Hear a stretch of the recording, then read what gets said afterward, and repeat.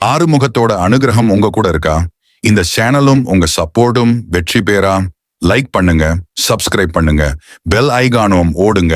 ஆரம்பிப்போம். 1. முருகப்பெருமான் உனக்கு அருள் செய்ய வேண்டுமா? 2. அப்போ அவன் சரித்திரத்தை முதலில் தெரிஞ்சிக்கணும். 3. முருகன் என்பது சக்தியின் சிங்கார வடிவம்.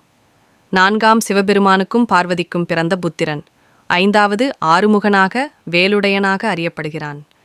6. அவனது வேல் அதிசயமான சக்தி. 7. அருவாவின் மீது அவன் வெற்றியை பெற்றான். 8. அவன் பக்திக்கு எந்தவிதமான பதிலை தருகிறான். 9. முருகன் என்பது பக்தருக்கு பேராற்றல். 10. கந்த சஷ்டி கவசம் அவனை மகிழ்விக்கும் புனித பாடல். 11. பைரவரைப் போலவே முருகன் பக்தர்களுக்கு பாதுகாப்பு அளிக்கிறான்.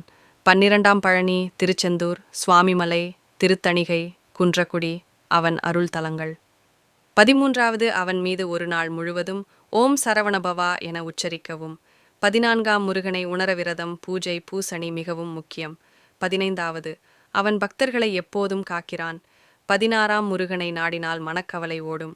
17. கல்வி, வேலை, திருமணம் எல்லாம் அவன் அருளால் சுலபம்.